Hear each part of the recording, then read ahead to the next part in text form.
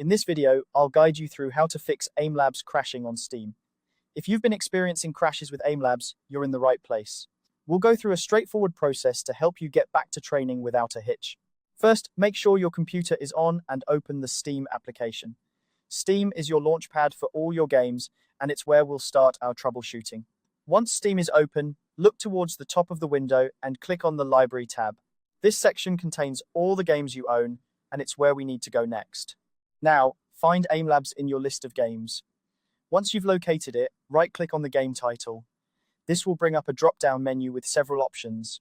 From this menu, click on Properties to open up a new window with various settings for the game. With the Properties window open, select the General tab if it's not already selected. In this section, you'll see a text box labeled Launch Options.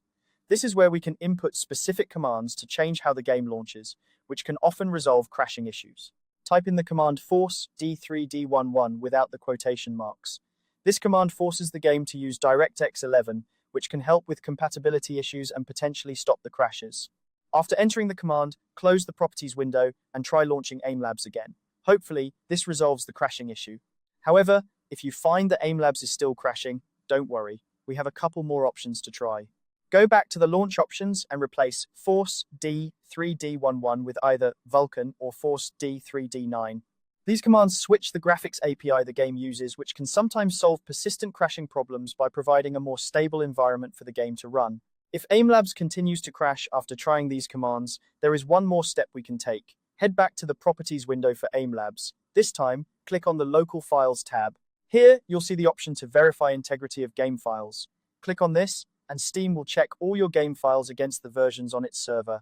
If any files are missing or corrupted, Steam will automatically replace them, which can often fix issues related to game crashes. And there you have it, a straightforward guide to fixing Aimlabs crashing on Steam.